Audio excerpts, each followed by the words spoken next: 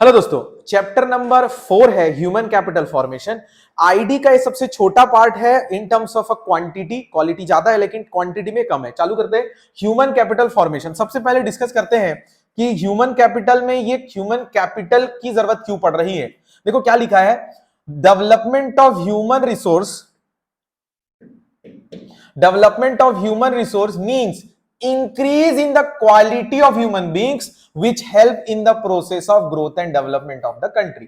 भैया देखो, हम लोगों को क्या करना है, हम लोगों को कंट्री में जो लोग रह रहे हैं उनकी क्वालिटी बढ़ानी है। क्वालिटी बढ़ा के क्या होगा, वो इनोवेशंस में हमको फायदा दे सकते हैं, वो सही डिसीजंस ले पाएंगे, वो लोग जो भी वो रिसोर्सेज यूज करेंगे विदाउट वेस्टेज यूज करेंगे, वो दूसरे ह्यूमन कैपिटल को बनाने में चाहे डॉक्टर्स हो चाहे प्रोफेशनल्स हो हेल्प कर सकते हैं। और सबसे इंपॉर्टेंट ग्रोथ, जीडीपी ग्रोथ में कंट्रीब्यूशन इनका ज्यादा रहेगा। The economic development of a country is possible only when there is a optimum utilization of physical as well as human resources. Sir physical resources मतलब देखो, machine, plant and machineries, equipment, tools, hardware, ऐसी कोई भी tangible चीज है जो जिन्हें physical resources या फिजिकल कैपिटल कहा जाता है। All those inputs which are required for further production like plant and machinery, factory or building, this capital is needed to make use of physical resources। देखो machine बनाने के लिए हमें capital good industries चाहिए, तो कैपिटल गुड इंडस्ट्रीज में जितनी भी रिसोर्सेज रखे हैं जो कि एक कैपिटल गुड्स को बनाने में फैक्ट्री को हेल्प करते हैं, वो फिजिकल कैपिटल है। Physical capital is a tangible, it can be separable from owner, meaning presence of owner is not compulsory। मान के चलो ये मेरा टीवी है तो मुझे इससे अलग किया जा सकता है, लेकिन human capital is all about skills, knowledge. आप मेरे से मेरा नॉलेज और स्किल्स कैसे छीनोगे। मान के चलो मैं कहीं जॉब कर रहा हूं, मुझे जॉब से निकाल दिया जाता है तो मैं दूसरी जगह उस स्किल को ले लूंगा। आप मेरे से स्किल नहीं छीन सकते, ऑल दो आप मेरे से फिजिकल कैपिटल, आप मेरे से फिजिकल रिसोर्सेज, आप मेरे से मेरा लैपटॉप, टैब सब छीन सकते हो, बट आप मेरा नॉलेज, स्किल्स नहीं छीन पाओगे। फिजिकल कैपिटल पर इन्वेस्टमेंट एंटरप्रेन्योर के नॉलेज पर डिपेंड करता है। उसको ये जरूर देखना चाहिए कि इस इन्वेस्टमेंट से उसे रेट ऑफ रिटर्न कितना होगा। जैसे हम स्कूल जाने से पहले, आजकल के बच्चे तो नहीं सोचते हैं, बट स्कूल जाने से पहले मुझे सोचना चाहिए कि क्या उस स्कूल में मुझे क्वालिटी एजुकेशन मिलेगा। वैसे ही जब कोई firm plant and machinery purchase करती है तो ये जरूर देखती है कि इस इन्वेस्टमेंट से मुझे रेट ऑफ रिटर्न कितना और मिलेगा कि नहीं। देखो ये जितने भी फिजिकल कैपिटल है इन्हें आसानी से तो नहीं, बट ये मोर मोबिल है between countries. It can be built through import. Physical capital formation is mainly an economic और टेक्निकल प्रोसेस। अब आगे चलते हैं।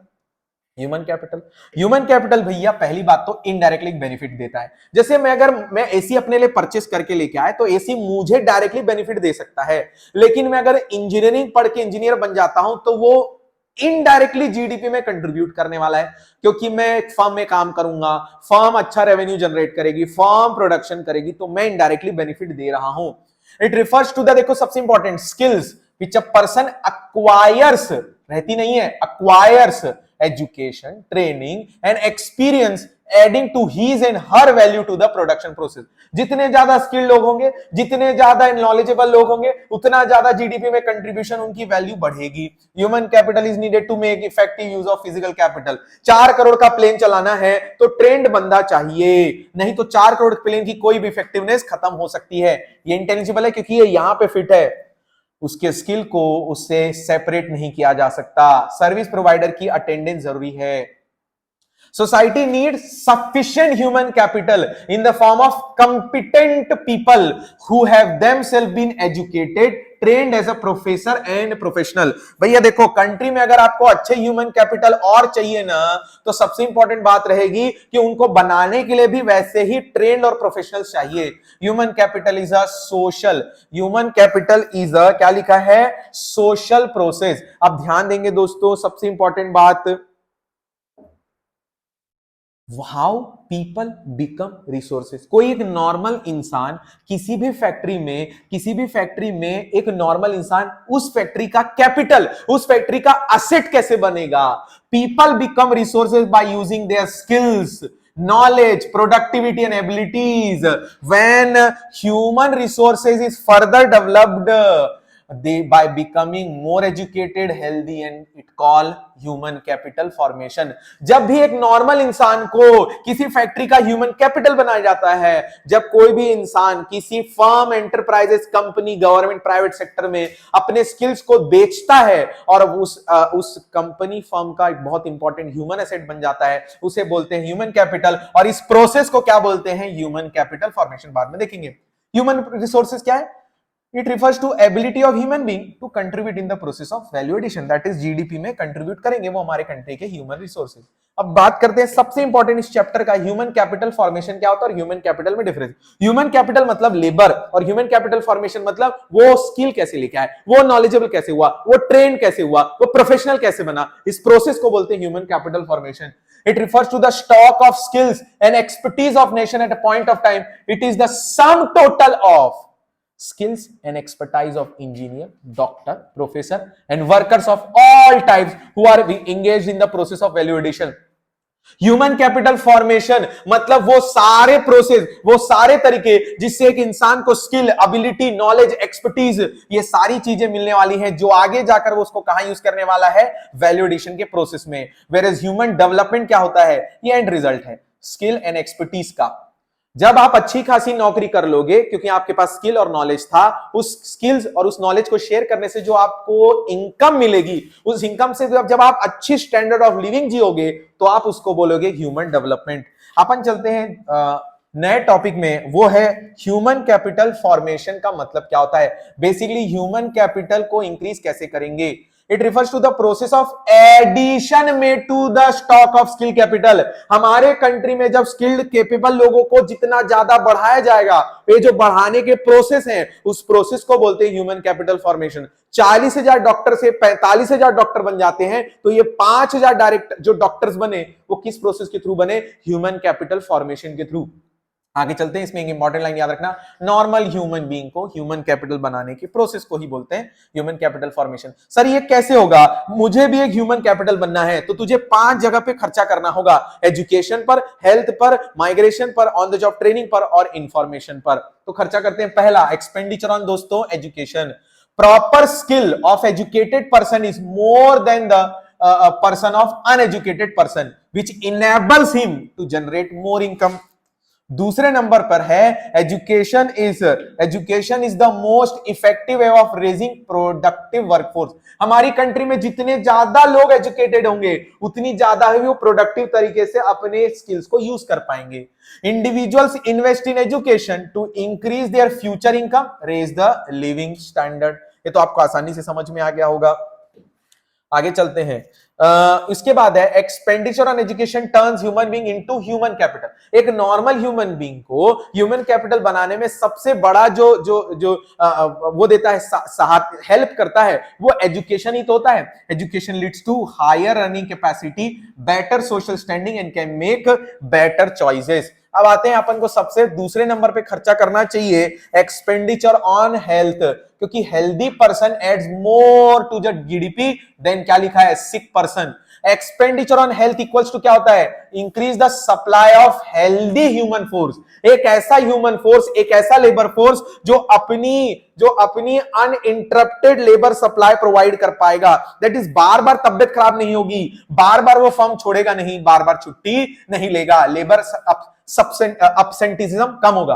लेकिन हेल्थ पे कहां खर्चा करना है? adequate food, proper nourishment to people along with adequate health and sanitation facilities lead to qualitative improvement of human capital। अच्छा, ये सब खर्चा करेंगे कैसे सर? हमको ये तो समझ में आ गया कि अच्छा खाना खाना वो सब तो ठीक है, क्या सर इसमें मेडिसिन पर भी हमें खर्चा करना पड़ेगा? बिल्कुल। Preventive medicine that is vaccination, curative medicine बुखार होने के बाद Dolo 650, social medicine awareness, cigarette नहीं पीना चाहिए, provision of clean drinking water, good sanitation facility, ये सारी चीजें आती हैं आपको कहां खर्चा करना चाहिए। अब आगे चलते हैं expenditure on the job training. आपको ध्यान रखना, एजुकेशन से आपका नॉलेज बढ़ेगा लेकिन आपकी स्किल्स ट्रेनिंग से आएगी। तो आपको क्या करना है? Productivity of physical capital is largely enhance with the improvement in human capital. Human capital अगर ऑन द जॉब ट्रेनिंग पे खर्चा करता है तो उसकी इंक्रीज होगी skill efficiency of the worker, वो वेस्टेज कम करेगा क्योंकि वो सीख चुका है, उस काम पे वो प्रो हो चुका है, and it leads to increase in the production of goods and productivity of labour. देखो, firms always interested to undertake on the job training program because returns far exceed the cost of such program। अगर मैं 200 करोड़ का plane की बात करूं तो उसका जो पायलट होगा वो 1 करोड़ की ट्रेनिंग लिया है और वो चलाने वाला है 200 करोड़ का प्लेन। सोचो, 1 करोड़ ट्रेनिंग की कॉस्ट खर्च हुई और उससे बेनिफिट 200 करोड़ के प्लेन को वो ढंग से यहां से वहां पहुंचाने वाला है। कैन यू इमेजिन कि कॉस्ट कितनी कम है और जो बेनिफिट है कितना ज्यादा है। So obviously firms refer to it refers to retain the trained worker with a view to enjoying the benefit of higher productivity. भैया जिन्होंने वो आपको ट्रेनिंग दी है, दे विल प्रिफर ना कि वो आप लोग हमारी फैक्ट्री में ज्यादा लंबे समय तक काम करें।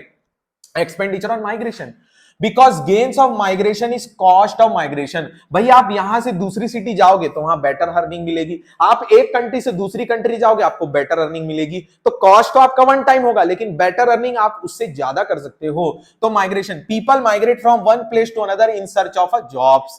Migration leads to human capital formation through fuller and better utilization. कई लोगों को लगता है कि sir human capital formation migration से कैसे होगा। भैया मैंने पढ़ाई अच्छी लिखाई कर ली लेकिन मेरी स्किल का यूज ही नहीं हो पा रहा है मेरे इंडिया में या मेरी कंट्री में। मेरे स्किल और मेरे नॉलेज और मेरे एक्सपर्टीज और मेरे एक्सपीरियंस का यूज शायद दूसरी कंट्री में होगा, इसलिए मैं बाहर माइग्रेट होता हूं ताकि मेरे रिसोर्सेज, मेरे स्किल और मेरे नॉलेज का सही यूज हो पाए। अनएम्प्लॉयड पीपल रूरल एरिया से माइग्रेट होते हैं अर्बन एरिया में, बट टेक्निकली क्वालिफाइड पर्सन लोग माइग्रेट होते हैं दूसरी कंट्री में। अब चलते हैं अपन, कौन सा खर्चा लगता है सर माइग्रेन में, वाओ, माइग्रेशन के लिए कौन सा खर्चा लगता है। सबसे पहला खर्चा लगता है भैया cost of transportation from one place to another, और दूसरा लगता है कॉस्ट ऑफ लिविंग। आजकल तीसरा खर्चा है भैया साइकिक कॉस्ट। आगे चलते हैं अपन, expenditure on information. It involves amount spent on seeking information about educational institution, their educational institution standards and cost of education। मुझे किसी भी इंस्टीट्यूशन को ज्वाइन करना चाहिए कि नहीं करना चाहिए, ये इस बात पर डिपेंड करता है कि मैंने उसके बारे में कितनी इंफॉर्मेशन अच्छे से ली है। तो information is necessary to make decision regarding क्या मुझे उस कॉलेज में जाना चाहिए कि नहीं, तभी तो मुझे पता चलेगा कि मेरे रिसोर्सेज का, मेरा जो टैलेंट है वो सही तरीके से यूज हो पाएगा कि नहीं। सर ह्यूमन कैपिटल फॉर्मेशन करना कितना इंपॉर्टेंट है वो आप समझते हैं दोस्तों। इंपॉर्टेंट इसलिए, पहला इसमें ऑब्वियस सी बात है ये हमारी क्वालिटी ऑफ लाइफ बढ़ाता है क्योंकि हमारा लेवल ऑफ एजुकेशन बढ़ चुका है, हमारी लाइफ एक्सपेक्टेंसी बढ़ाता है क्योंकि हम लोगों के पास न्यूट्रिटिव फूड है और हम लॉन्ग और हेल्दी लाइफ जी सकते हैं क्योंकि हमारे decision regarding life, social life अच्छे होते हैं। हम इफेक्टिव यूज कर पाएंगे फिजिकल कैपिटल का क्योंकि जो ह्यूमन स्किल और एफर्ट्स है वो तभी अच्छे से यूटिलाइज हो पाए, यूज कर पाता है, उसकी वजह से जो फिजिकल कैपिटल का जो यूटिलाइजेशन है वो भी बढ़ जाता है क्योंकि फिजिकल कैपिटल की एफिशिएंसी इस बात पर बहुत ज्यादा डिपेंड करती है कि उसे जो यूज करने वाला इंसान है उसकी स्किल्स कितनी है। हायर प्रोडक्टिविटी एंड प्रोडक्शन, ध्यान से समझो, जितने ज्यादा आप स्किल्ड होगे, जितने ज्यादा आप नॉलेजेबल होगे, जितने ज्यादा ट्रेंड होगे, आप उन रिसोर्सेज को जो आपको फर्म ने दिए हैं उनका रिसोर्स विदाउट वेस्टेज करोगे और प्रॉपर यूटिलाइजेशन करोगे। तो लिखा है as knowledgeable and skilled workers make better use of resources, increase in productivity and quality production depends on the technical skill of the people. देखो ये बेसिकली क्या है ना, आप ये स्किल और ये ट्रेनिंग से, ये नॉलेज से और एक्सपीरियंस से ले सकते हो, बट ये सबसे इंपॉर्टेंट बात है, जितना स्किल होगा उतना वेस्टेज कम होगा और जितना वेस्टेज ज्यादा उतनी एफिशिएंसी मेंटेन रहेगी। फिफ्थ है इनोवेशन एंड टेक्नोलॉजिकल इंप्रूवमेंट। देखो education provides knowledge to understand the changes in society and scientific advancement. आपको मोबाइल चलाने के लिए कोई कोचिंग ज्वाइन नहीं करनी पड़ती, आप आसाम से एडाप्टेशन कर सकते हो। Availability of educated labour force facilitates adaption to new technology. अगर मान के चलो मेरे यहाँ ऐसा लेबर है जो ऑलरेडी बहुत ज्यादा स्किल्ड और नॉलेजेबल है, तो अगर किसी भी टाइप के हार्डवेयर या सॉफ्टवेयर में चेंजेस आते हैं तो आसानी से एडाप्टिव नेचर का है। Sixth, modernization of attitude, change in society. Basically society में जो चेंजेस हो रहे हैं, investment in human capital helps to changing the mental outlook and promotes development of country. अब इस चीज को ध्यान से समझना, जो सोसाइटी में जो भी चेंजेस हो रहे हैं, जैसे women empowerment, gender empowerment, equal rights to the women, ये सारे सोशल जो चेंजेस हो रहे हैं, इसको आसानी से उन लोग समझ सकते हैं। अब बात करते हैं अपन लोग ह्यूमन कैपिटल फॉर्मेशन में क्या क्या दिक्कतें आ रही हैं। सबसे पहली दिक्कत है भैया ब्रेन ड्रेन। सबसे पहली दिक्कत क्या है? Brain drain. पढ़ाई यहां पर, जॉब बाहर, साले देशद्रोही। अब ध्यान से समझना, people migrate from one place to another in search of, क्या लिखा है? Better job opportunities, good salary. भैया ऑब्वियस ही बात है, ये loss of quality people in India. ये लोग जो यहां पढ़ाई किए, यहां मेहनत कर सकते थे, लेकिन कहां चले गए दोस्तों? दूसरी कंट्री। तो उनके रिसोर्सेज का, उनके नॉलेज का, उनके स्किल्स का तो इंडिया में यूज ही नहीं हो पाए। दूसरा है हाई ग्रोथ ऑफ पॉपुलेशन। भैया high growth of population human resource में कैसे, ह्यूमन कैपिटल में कैसे दिक्कत दे रहा है? केक कटेगा लेकिन सब में नहीं बट पाएगा। क्यों भैया? क्योंकि पर हेड अवेलेबिलिटी पॉपुलेशन की वजह से ज्यादा हो चुकी है, रिड्यूस हो चुकी है। Insufficiency of resources, serious inefficiencies. ध्यान से समझना है दोनों पॉइंट को, बहुत कंफ्यूजन होता है। Insufficient resources, resources allocated to the formation of human capital, schools, training centers have been much less than the resources required. मतलब ह्यूमन कैपिटल इंक्रीज करने के लिए जो रिक्वायरमेंट है वो बहुत कम है। सीरियस इनएफिशिएंसी मतलब होता है there is a loss of wastage of society's resources as capabilities of educated people remain underutilized or they will remain unemployed. ऊपर वाले में बोल रहा है जितने स्कूल्स की जरूरत है, जितने ट्रेनिंग सेंटर की जरूरत है, जितने कॉलेज की जरूरत है, उतने हैं नहीं। फोर्थ में बोल रहा है कि अगर ये लोग पास आउट हो भी जाते हैं तो या तो इनको अपने स्किल से, इनके नॉलेज से पैसा कम मिल रहा है, या तो ये अनएम्प्लॉयड रह जाते हैं। Fifth point, imbalance investment. आज हमारे कंट्री में हायर एजुकेशन पर बहुत ज्यादा खर्चा हो रहा है, दैट इज कॉलेजेस पर, लेकिन जो एलिमेंट्री और प्राइमरी एजुकेशन है उस पर खर्चा नहीं हो रहा है। तो इसका मतलब जो बेसिक नॉलेज है वो आपके पास है ही नहीं। और लास्ट है lack of proper man power planning. In case of a highly skilled personal there is an imbalance, मतलब जितनी डिमांड है उसके कंपैरिजन में सप्लाई बहुत ज्यादा हो गया है। मतलब बहुत ज्यादा लोग स्किल्ड हो चुके हैं, बहुत ज्यादा लोग ट्रेंड हो चुके हैं, लेकिन दिक्कत है उतनी रिक्वायरमेंट ही नहीं है। डिस्कस करते हैं ह्यूमन कैपिटल और इकोनॉमिक ग्रोथ का क्या कनेक्शन है। आप चिल्ला चिल्ला के अपन बोल रहे हैं ना कि ह्यूमन कैपिटल, जितने ज्यादा स्किल्ड लोग बनेंगे उतनी ज्यादा इकोनॉमी आगे बढ़ेगी। कैसे? कैसे? Economic growth means the increase in the real national income, that is country की जीडीपी इंक्रीज हो। क्वांटिटी बढ़ने से, प्राइस बढ़ने से नहीं, रियल जीडीपी बढ़ना चाहिए। The contribution of an educated person to economic growth is more than the person of illiterate. वैसे ही a healthy person also contribute economic growth by providing uninterrupted labor force। ये दोनों का मतलब ये हुआ कि इकोनॉमिक ग्रोथ में वो लोग ज्यादा कंट्रीब्यूट कर पाएंगे जो, पहली बात, एजुकेटेड है, स्किल्ड है, नॉलेजेबल है, एक्सपर्टीज है, एक्सपीरियंस्ड है। एट द सेम टाइम वही लोग ज्यादा कंट्रीब्यूट कर पाएंगे जो हेल्दी लेबर फोर्स है। तो हम चाह रहे हैं जितना ज्यादा ह्यूमन कैपिटल क्वालिटी का बनेगा उतना ज्यादा इकोनॉमिक ग्रोथ में कंट्रीब्यूशन भी बढ़ेगा। ह्यूमन कैपिटल फॉर्मेशन प्रमोट्स, क्या लिखा है? Invention, innovation and technology improvement. देखो क्या लिखा है, HCF not only increases the productivity of human resources but also brings ability to absorb new technology, availability of educated labor force facilitate adoption to new technology। जितने ज्यादा आप education में खर्चा करते रहोगे, ऑन द जॉब ट्रेनिंग लेते रहोगे, बार बार अपने एजुकेशन की सीमा, अपनी जो लिमिट है उसको बढ़ाते रहोगे, तो ऑब्वियस ही बात है जितने ज्यादा चेंजेस हो रहे हैं। आप पहले टाइपराइटर यूज करते थे, अब आप लैपटॉप यूज कर रहे हो, फिर आप AI यूज कर रहे हो, AI के बाद नहीं पता कुछ और आ जाएगा। ये जो न्यू टेक्नोलॉजी, इसको आसानी से आप क्या कर सकते हो? एडाप्ट कर सकते हो। ये जो डेटा है उसको आपको उसको आप अच्छे से रीड कर लेना। ये सिर्फ डेटा है, याद करना नहीं है। मैं सीधे आपको पढ़ाता हूं ह्यूमन कैपिटल और human development. Human capital considers education health as a means to increase labour productivity. Human capital में आपके लाइफ कैसी चल रही है उस पर फोकस नहीं करते। Human capital is all about आपकी प्रोडक्टिविटी, बताओ काम पे आपकी लाइफ कैसी चल रही, वो मतलब नहीं है। Whereas human development relates to human well-being because human development related to people's ability to read and write। अगर आपकी हेल्दी और लॉन्ग लाइफ चल रही है ना, आप ह्यूमन डेवलप्ड हो। अगर आप किसी फैक्ट्री में लेबर प्रोडक्टिविटी है, आप किसी फैक्ट्री में काम कर रहे हो ना, तो आप ह्यूमन कैपिटल हो। Human capital is a narrow concept, क्योंकि सिर्फ काम पे फोकस है। आप रिक्शा चला रहे हो, आप ह्यूमन कैपिटल हो, आप ऑटो चला रहे हो, ह्यूमन कैपिटल हो, बट आपकी लाइफ अगर अच्छी नहीं चल रही ना तो आप ह्यूमन डेवलपमेंट नहीं हो। तो human capital is all about काम करना, वेयर इज ह्यूमन डेवलपमेंट मतलब होता है ब्रॉडर कंसेप्ट, वो आपके वेलफेयर पे फोकस करता है। आगे चलते हैं, एजुकेशन। भैया देखो, आपको क्या लगता है ह्यूमन कैपिटल फॉर्मेशन में जो सबसे बड़ा एलिमेंट होता है ना, वो एजुकेशन। क्या लिखा है? Education is an essential element of human capital, sorry human resource development. अब आगे चलो, education implies the process of teaching, training, learning specially in schools और कॉलेज।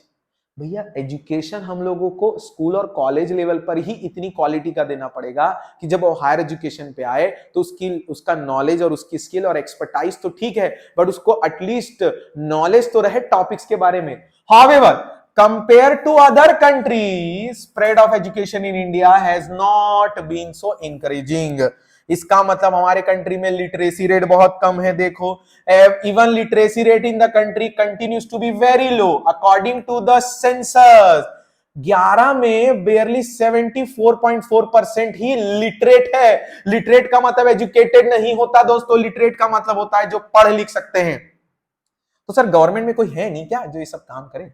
3 लोग हैं, national council of education research NCERT training, university grant commission UGC, all India council of technical education AICTE और Indian council of medical research. यही लोग हैं भैया जो थोड़ा बहुत काम कर रहे हैं एजुकेशन को ठीक ठाक करने में। पर एजुकेशन इतना इंपॉर्टेंट क्यों है sir? Education produces responsible citizen. आप किसी के ऊपर पत्थर नहीं मारोगे, आप किसी को भी गाड़ी से नहीं कुचलोगे, आप कभी भी कहीं पे थूकोगे नहीं, आप एक रिस्पॉन्सिबल सिटीजन बनोगे। It develops science and technology, it develops क्या? Education, it develops human personality. आप ढंग से बात करोगे, किसी से भी गाली देके बात नहीं करोगे। चलो ये वाला हटा देते हैं। It promotes cultural standard of the citizen. आपको खुद के रिलीजन, खुद के कल्चर की तो वैल्यू रहेगी ही, आप दूसरे के भी रिलीजन और कल्चर की बहुत ज्यादा इज्जत करोगे।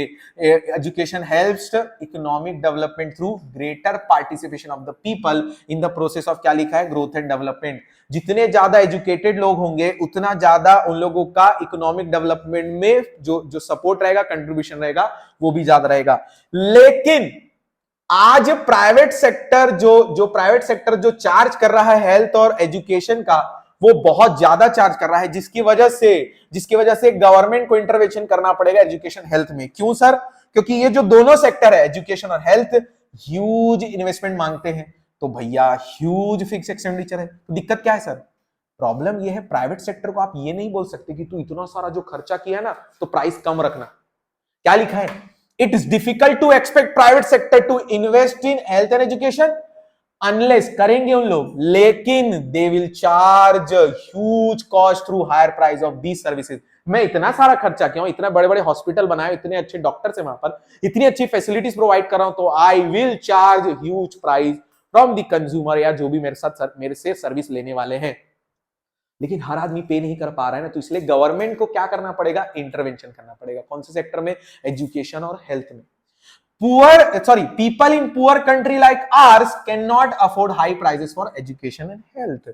इसीलिए दूसरी प्रॉब्लम एक और है, इंडिविजुअल कंज्यूमर हेल्थ के या एजुकेशन के do not have complete information about the quality and services and their cost। मतलब हमारे यहाँ बहुत सारे कंज्यूमर को तो पता ही नहीं है कि उनके साथ एक्सप्लॉइटेशन हो जा रहा है, एजुकेशन हो हेल्थ हो, उनको आइडिया ही नहीं है।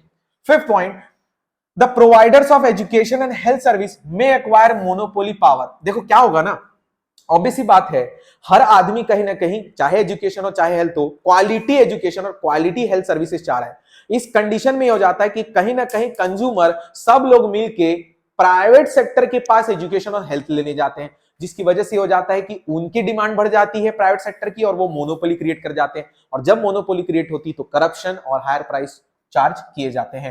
When basic education healthcare is considered to be rights of citizen of backward, government needs to make provision for free cost education।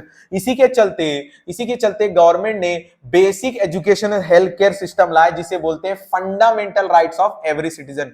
Second chapter में जो प्लान में अपन सोचे थे ना, इक्विटी, बेसिक नीड सबकी फुलफिल होनी चाहिए और जीडीपी में कंट्रीब्यूशन हर आदमी को इक्वल मिलना चाहिए, वो इक्विटी अचीव करना चाहते थे। ये तभी अचीव हो पाएगा जब every section of the society के पास एजुकेशन और हेल्थ की सर्विसेज पहुंचेंगी, क्योंकि a large section of the population lives below poverty line and they are unable to afford basic health and education services. ये सब्सटैंशियल सेक्शन है ना, वो तो स्पेशल सर्विसेज को रीच भी नहीं कर पा रहे, अफोर्ड तो बहुत दूर की बात है। When basic education healthcare is considered as a rights of citizen, तो फिर गवर्नमेंट को जो डिजर्विंग ग्रुप ऑफ पीपल है एटलीस्ट उनको तो फ्री ऑफ कॉस्ट में क्या देना चाहिए, एजुकेशन प्रोवाइड करना चाहिए। इसके लिए गवर्नमेंट ने प्रोविजन बनाया है free and compulsory education. In 2009, Government of India passed the Right to Education Act to make free education basic rights for all children in the age group of 6 to 14 year। 6 से 14 साल बच्चे को एक basic education उसका right बनाया है। कब? 2009 में क्या पास किया? Right to education act. इस 6 से 14 साल के बच्चे को तो फ्री में, ये ग्रुप ऑफ पीपल के लिए ना, सम ग्रुप ऑफ पीपल, अगर आप 4 लाख देना चाहते हैं आप दो, आपको फ्री एजुकेशन की जरूरत नहीं। कुछ सेक्शन ऑफ द सोसाइटी, जो weaker section of the society, उनके अपलिफ्टमेंट के लिए बनाया गया।